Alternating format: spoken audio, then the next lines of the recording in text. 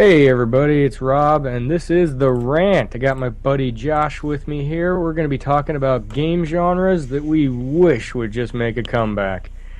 You know what, Josh? If you don't mind, I feel like I'm going to start us off this time. Oh, Go by the right way, wave ahead. hi to the audience. Waving high. I was waving high before you even mentioned it. Oh, God, you are so on the ball. It's frustrating how good you are at this. I really need to up my game or this podcast is going to burn. Alright, so what we're going to be covering is game genres that are pretty much dead and buried that we really just wish would come back because we had so much fun and good times attached to them.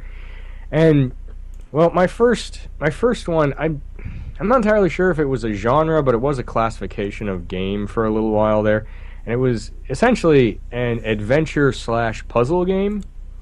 Now, I imagine a lot of people will kind of like scratch their heads like, what the fuck is he talking about? 'Cause Lego games? yeah, exactly. You kind of have to be closer to my age to have actually played one of these titles. Like, I'm pretty sure nobody listening to this podcast will have played any of the original Tomb Raiders or any of the Legacy of Kain titles, but essentially, the games gave you the ability to almost free roam. Almost. There were areas that you couldn't get to quite yet, and usually there was some sort of puzzle that you had to solve in order to like get the ability or get the item or something that would help you further explore. So, adventure slash puzzle game, if you will. And those games were really fun, in my opinion, because you got to explore, and you really had to think about how to get further ahead. Because like they never set them up with like these really easy to follow instructions, if you will. Like you never found like a fucking message spray painted on the wall that said like go this way or some shit like that. Written in blood. Exactly. Exactly, yeah, the written in blood message. Although, correct me if I'm wrong, but don't you usually go the other way than what the blood message says to? Well, not unless they're like, hey, cool shit this way. Why is it written in blood? That's I don't feel safe going down that tunnel then, man. That's well, I don't know. If I got the BFG with me, maybe. For those of you that don't know, that's the big fucking gun from the Doom games. Oh, that's like the perfect name for the awesome weapon, the BFG. What's that stand for? Big fucking gun. Big fucking gun. Somebody's compensating. So yeah, the games were really fun. The fact that you had to explore and figure out how to solve the puzzles, or occasionally circumvent them, because some games would let you kind of skip areas if you knew what you were doing, anyways. But I feel like you got more out of that game than you did, than you can some of the newer titles. Like the current Tomb Raider, I enjoyed it, I really did, but it did not get the amount of play that the original Tomb Raiders did for me. Like, my first official title in the Tomb Raider series that I got to play was the fourth one on the Dreamcast. That was Tomb Raider: The Last Revelation. And I got that game in like early spring, and I don't think I beat it officially until about the beginning of school the next year. So that would have been like April through August I was playing that game on like a daily basis. It took me that long to get through it because the puzzles really challenged you. You had to actually figure stuff out. Nothing was obvious. And I mean, half the time you had to even find your way to the puzzles. Like they weren't obvious. Like maybe there was a neat little jumping puzzle you had to do just to get to the key, but then you didn't know where the key was used. You had to go find the door as well. And I feel like those games made better use of the time you spent in them. Mm-hmm. That being said, I do remember a lot of buddies that liked those games too, but would take years to complete them. Now, there is one benefit to that I can think of, and that's the fact that it gave the developers the time they needed to make another good game, as opposed to the really quickly spit out shit that we get nowadays, where it's like 6 months from now we have the next Gears of War, the next Halo or some shit, and they just have cookie cutter together a shitty story, but the graphics are great, so who cares? It's a genre that I sadly don't think is ever going to come back, to be honest, because every game that pops up nowadays seems to be more geared towards constant movement and action, and I feel like having to actually think your way through stuff is trailing off a little bit. Mm-hmm. You know what I mean? It's straightforward. Exactly. I mean, like I think there was only one puzzle in the current Tomb Raider game, if you can call it a puzzle, that gave me issues, and it was more that I just got fed up after like 2 minutes of trying and didn't want to continue on. Mm-hmm.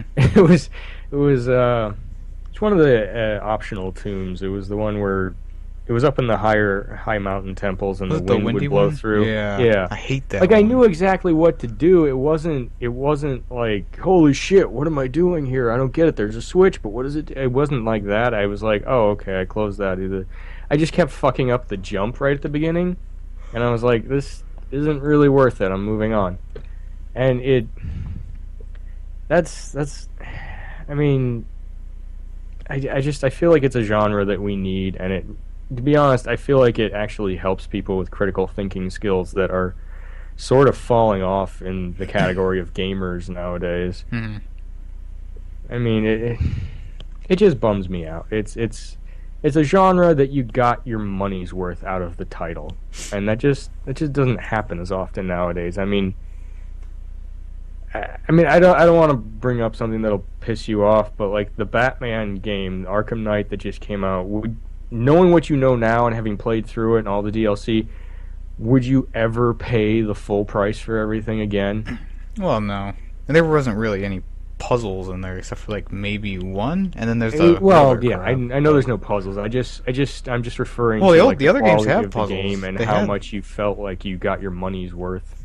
Well, I'm always gonna buy games when they first come out, but I like to make sure people know, like, hey, wait for a sale because it's not worth the $60 price tag. Okay, exactly.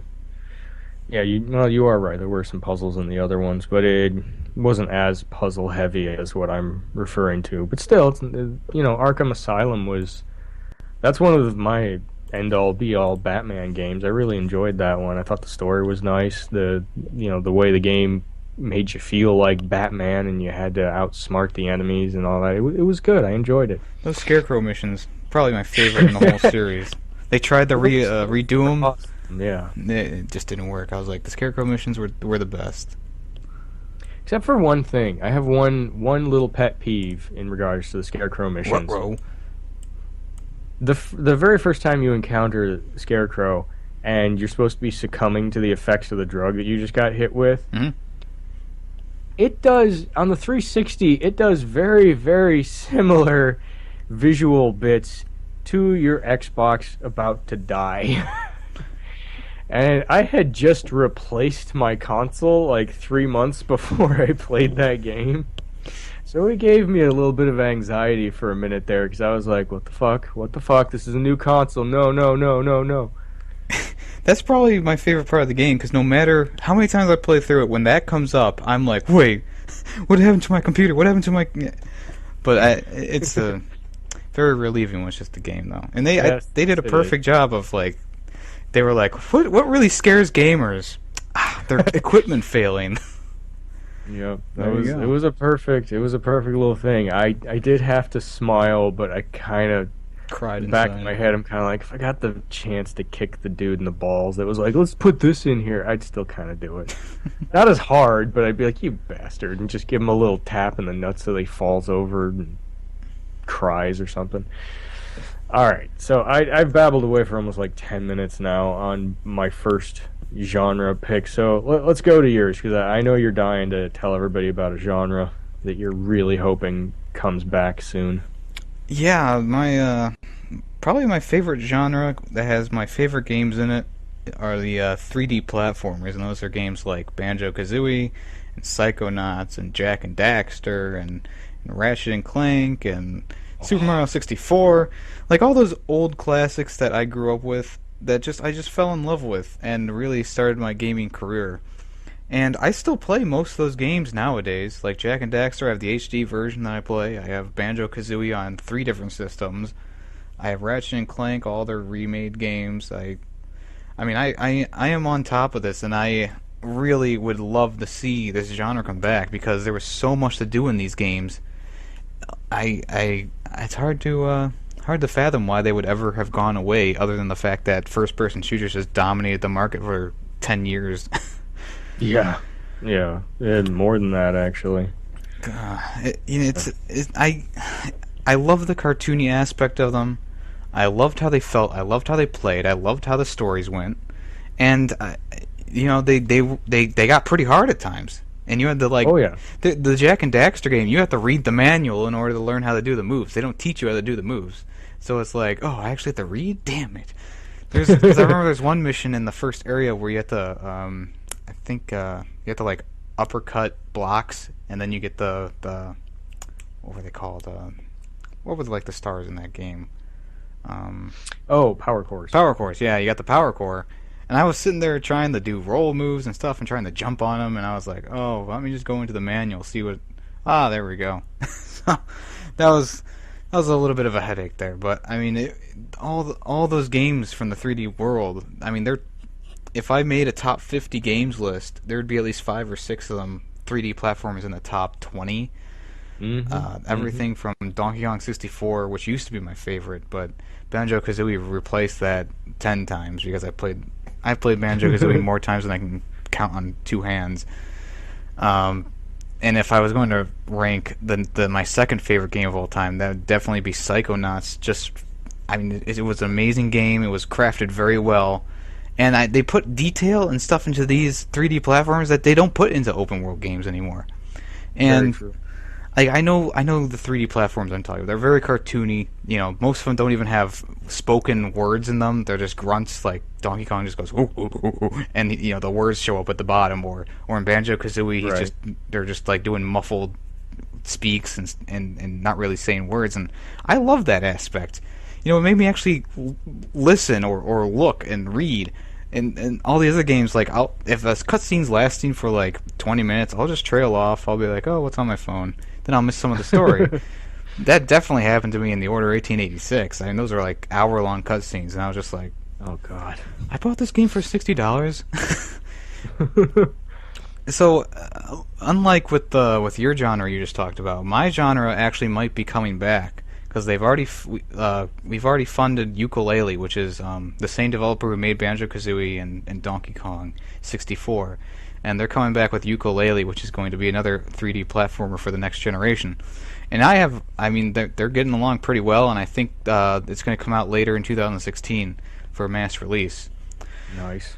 Also, Psychonauts 2 is coming out, which hasn't reached its goal yet of $3 million, but it's at $2,500,000 right now. And I've already contributed $10 to that, and I'm really looking forward to these games because these two companies, Fine and the new Rare—they're not called Rare anymore, but the new Rare. I mean, they were my 2 favorite gaming companies until Bethesda came around, and I started really playing those games. So I'm really excited. I'm really hoping that they shoot back into the mainstream, and we have a whole plethora of 3D platforms. Of course, if it shoots into the mainstream, DLC will probably be a problem. Oh, But god, yeah. as long as the indie developers are making them, I think we should be okay. And I have no doubt in my mind that we're going to get 2 complete games. Psychonauts 2 and Yooka-Laylee are going to be 2 complete games without DLC. Because both these companies, they got funded by fans. I don't think they're going to screw us over. Because they've never screwed us over before. So I have high hopes. I really do.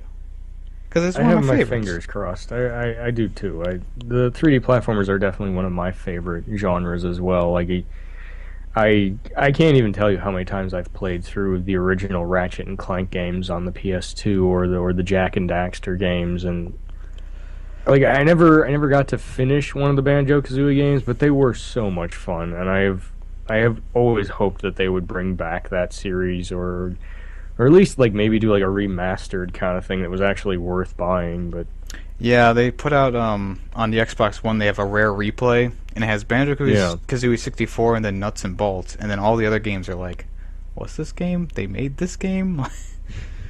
So Well, there's a few titles in that package that I know and I've played and I would love to have, but truthfully, at the moment, with everything I've read that they have caught up on with the Xbox One console in the last year, I feel like, holy shit, that thing is 3 years behind the PS4 and what they're doing.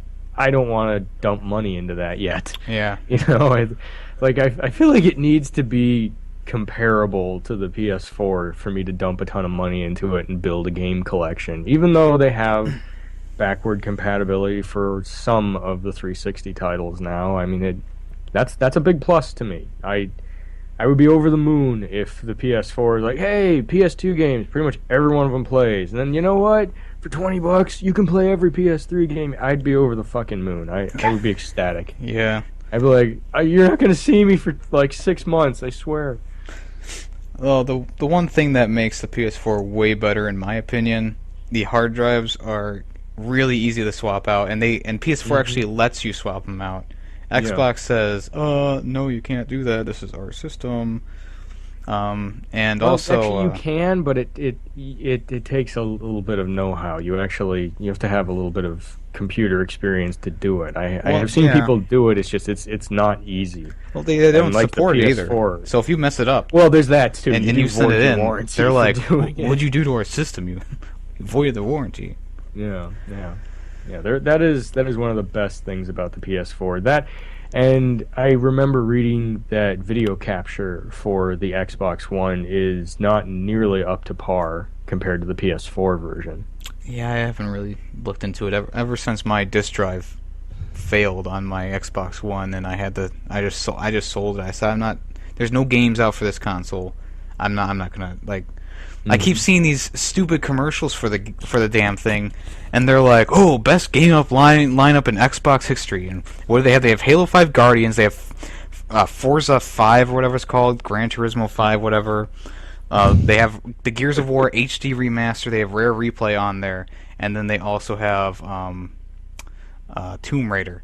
And it's like when 3 out of your 5 showcase games are just remasters.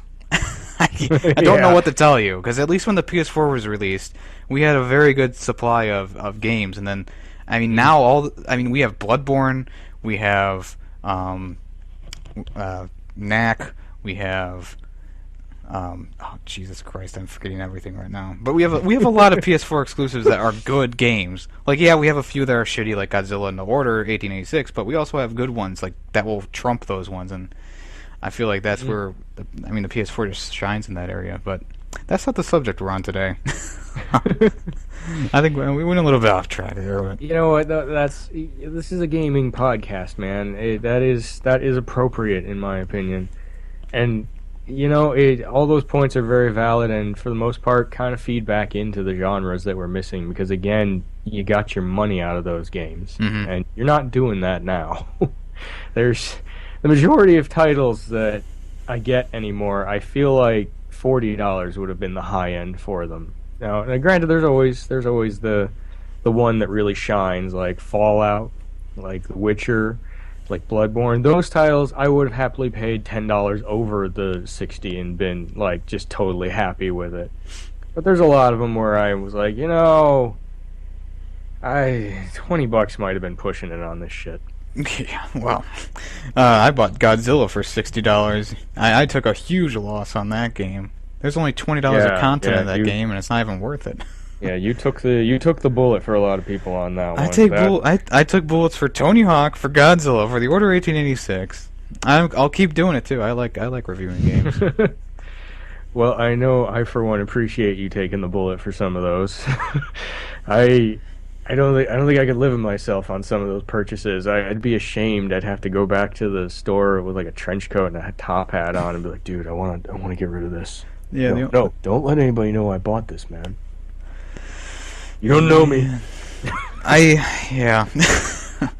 think the only game that I've actually gone back and returned the day of playing was actually a game that you actually liked, but I despised it. It was Watch Dogs. I had to return that game. I was like, you gotta be shitting me.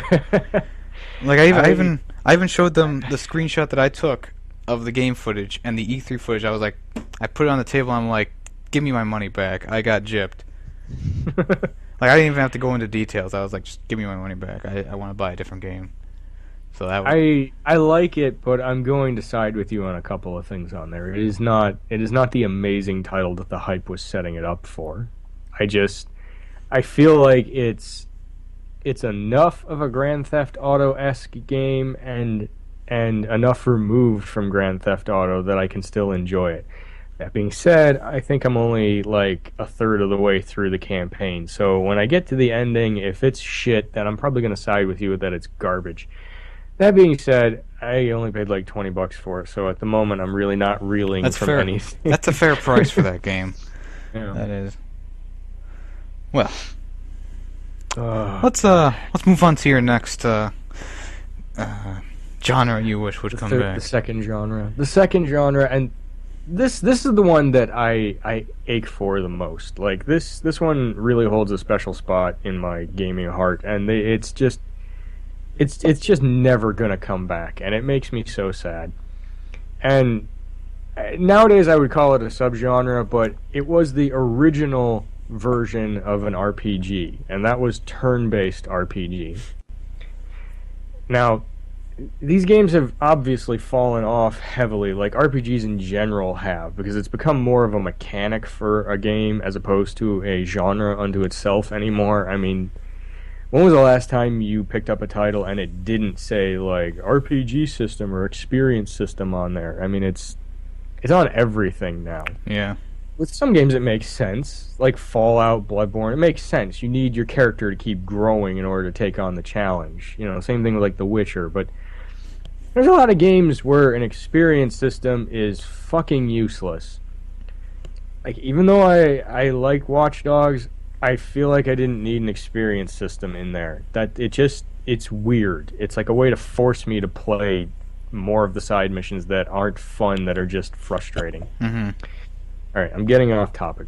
Turn-based RPGs, they made you really think about how you were going to go through the combat in any given battle experience, and I miss that. Now, it literally seems to be based more on how good are your reflexes, not how well you think about a fight going down. It's like Final Fantasy X was very much a turn-based RPG. It had a few things attached to it that took it away from that a little bit, but we'll say it was like 95% pure turn-based. Mm-hmm.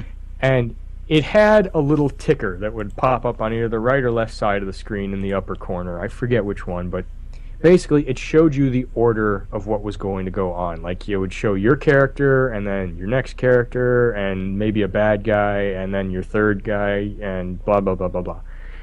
And based on what attack you did, that order would shuffle, because some attacks took more time to get wound up than others. Some were really quick, some were devastatingly powerful, but your character would have to be kind of in standby for like 5 minutes for it to warm up, if you will.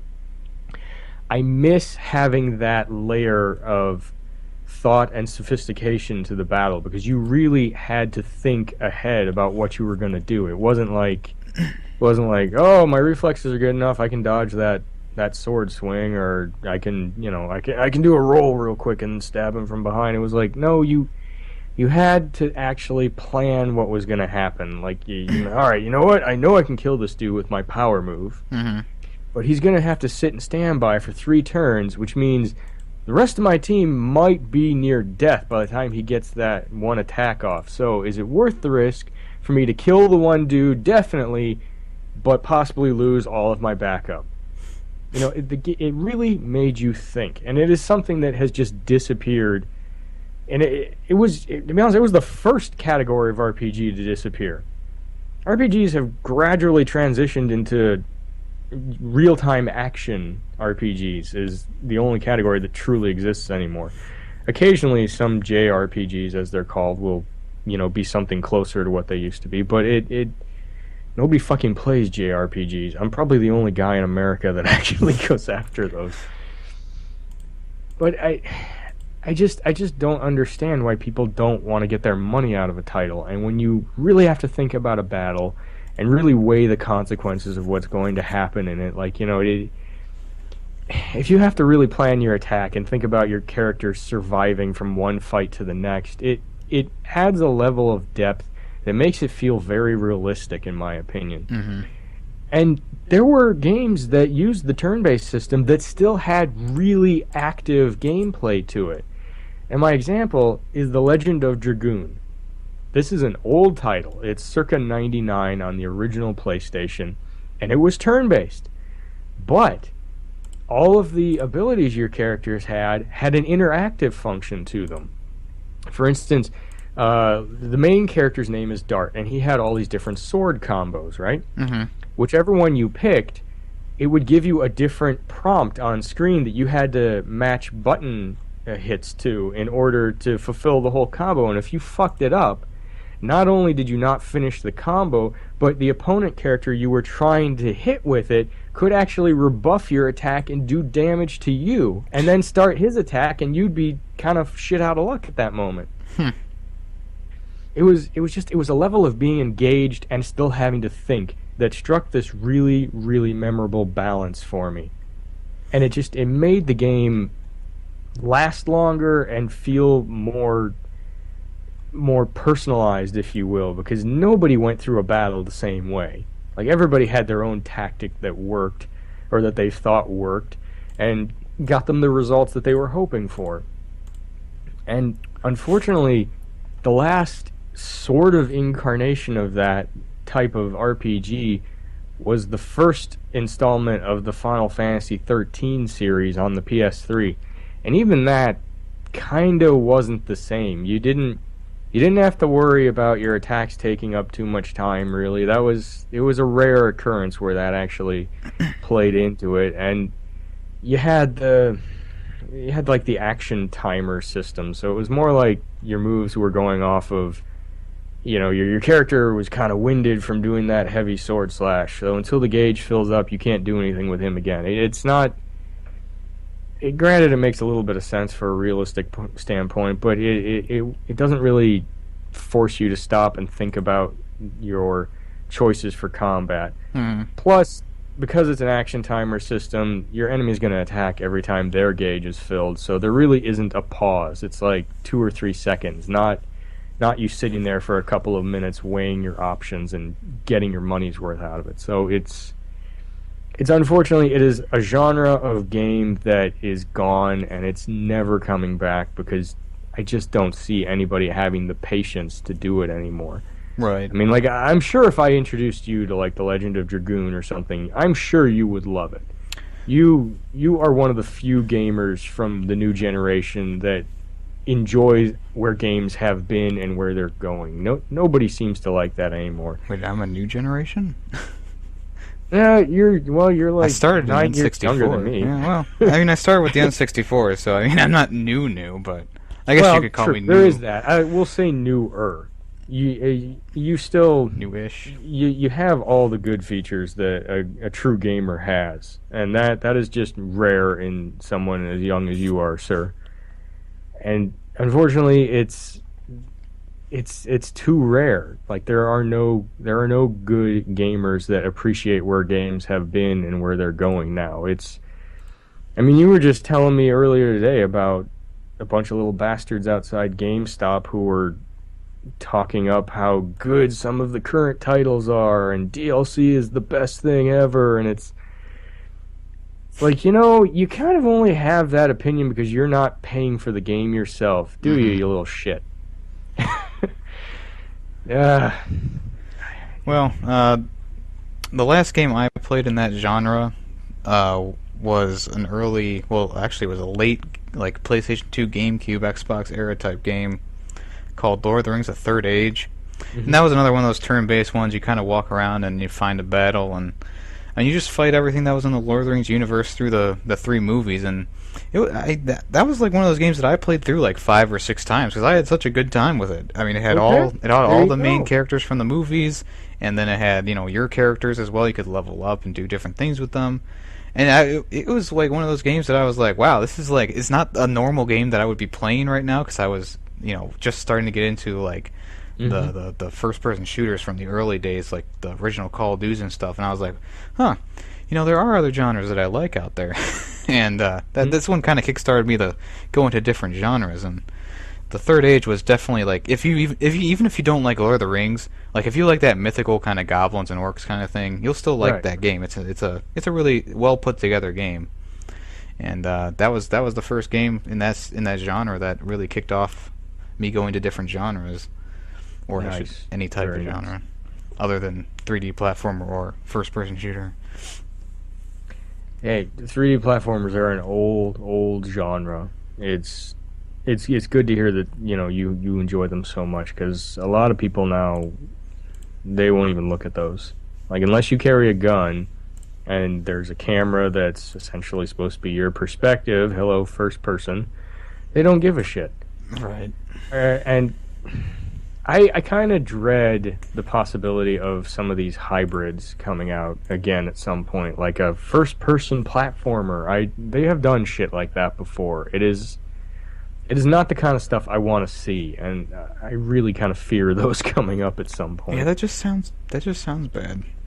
It is.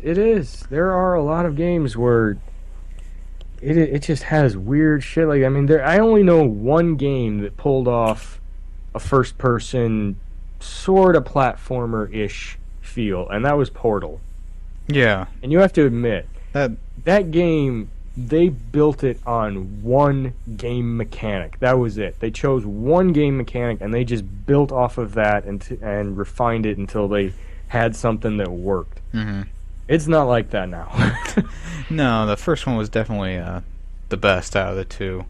Mm-hmm. I liked all the co-op stuff in the second one. I thought they did a pretty good job with that, trying to figure out to do things with your partner. But I will say, Portal 1 still had like the best elements in it of the puzzle and just kind of trying to figure things out. For a game that, truthfully, first time I played it only took me like an hour to beat.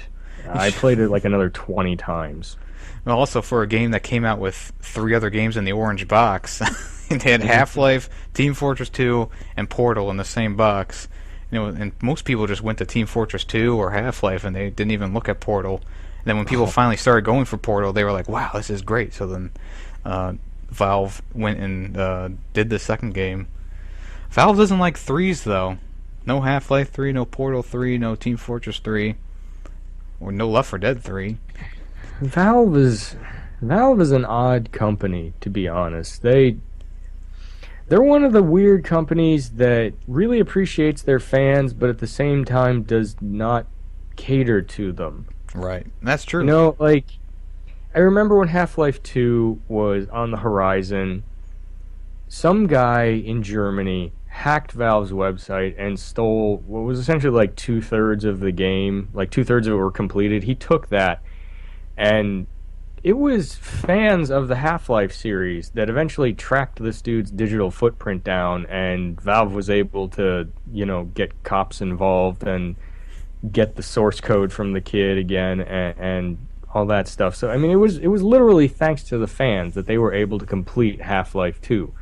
That being said, Half-Life 2 was completely overhauled at that point, and actually it was supposed to be even darker type of game than it was. And anybody that's played Half-Life 2 knows what I'm talking about. It's a fairly dark storyline that kind of breeds a message of hopelessness. But it was supposed to be way darker. But that's the thing. Like, I have heard clamoring for like Half-Life 3 and another Portal for years now, and there has been no word from Valve at all. I feel like they just sit on their Steam platform and enjoy the money that rolls in every 3 seconds. Yeah, I'm sure you've heard of the Steam sales. I mean, the winter one just came around. No, that was the exploration sale. The fall one just came around, and this is the first time I've actually not looked at the Steam sales and bought something, because every time I look at a Steam sale, I'm like, oh, that's a good deal. I should buy that. But now I'm like, I'm turning it off. I don't need to see that. Plus, I mean, I mean, they're just gobbling money, and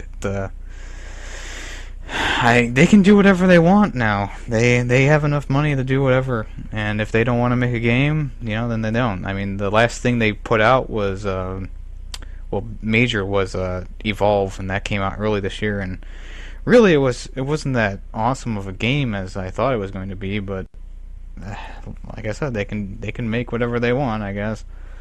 They can throw DLC at you now. Valve is I have respect for them, but they are using that authority that they have earned in not good ways, in my opinion. I mean, I could probably go on for an entire episode just ranting and raving about my issues with the Steam platform, but I'll just say the one that I hope everybody agrees is kind of bullshit. And that is the fact that every time you buy a game, they completely acknowledge the fact that if it doesn't work, you can go fuck yourself. No, they have a return policy now. Does it work, though? Well, I haven't tried it, but you have a 7-day return policy. If the game doesn't work, you can trade it. Yeah, see, they haven't had that up until recently. Yeah, I know. And a few of the older titles that I bought, I got like a couple of years ago, and I only just now got working. And I still have one, and it's one of my all-time favorite games. It is an RPG first-person / puzzle thing, and it's called Vampire the Masquerade Bloodlines. And the version on Steam doesn't fucking work and is never gonna fucking work, and it's still up on there for $20. If not for the fact that it is so hard to find a hard copy of it for a reasonable price, there would be no reason to ever look at the Steam one, even if you thought you could fix it. Now, the one thing I hate about Steam is their green light thing. Anyone can make a game and then it could get funded. So like we have Rock Simulator now. I've seen people playing it, and literally all it is you're a rock in the middle of a forest, and you can move your camera to different angles, and that's it. And it's like $5. I'm like, who the fuck wants to play this shit? Other than PewDiePie.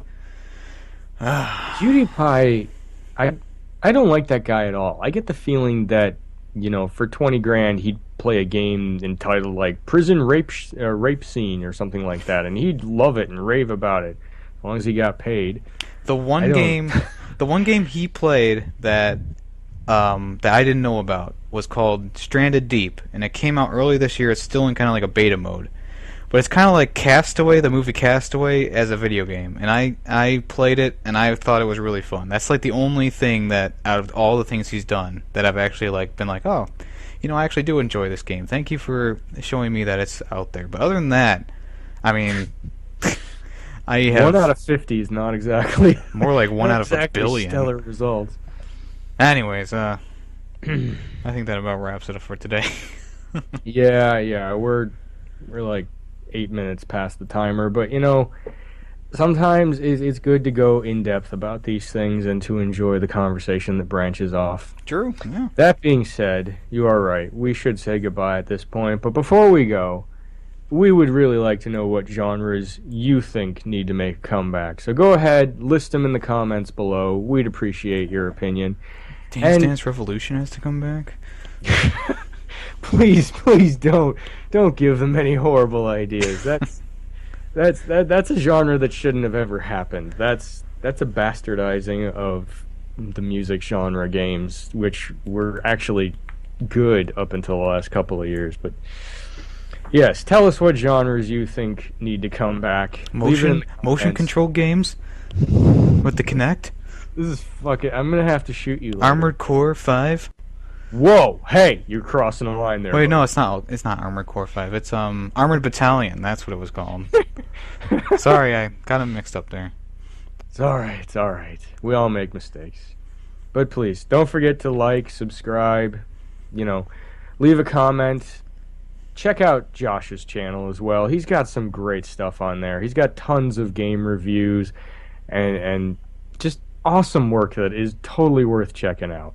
Josh, you got to tell him in your own words. I am not poetic enough to tell him about your channel. Go through my spiel. Well, my channel is Jarsh's Opinion. I do video game reviews. I have my own podcast on there called Jarshcast.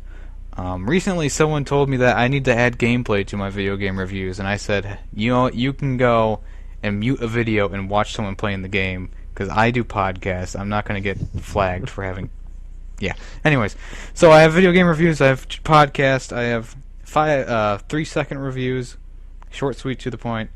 Today I uploaded a new Left 4 Dead game video called Left for Christmas. So you can check that out. Hilariousness ensues. And that's about it. I upload new videos weekly, so you can check them out every Saturday. Robert, why don't you tell them about the Rant channel? Well, you're right. I did forget to mention, we do have lots of other great things on the Rant channel. We have 5-minute reviews brought to you by me. We have the Versus series, which Josh does an amazing job on. He slams 2 titles together that are reasonably comparable. Sometimes they're just crazy, and it makes for a great episode. You really got to check those out.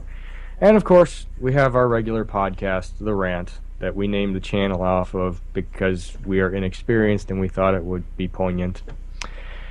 Anyways, this has been The Rant. I did that too. Josh's Opinion was actually the first podcast I ever did 10 years ago. So. We all make mistakes. In the old days.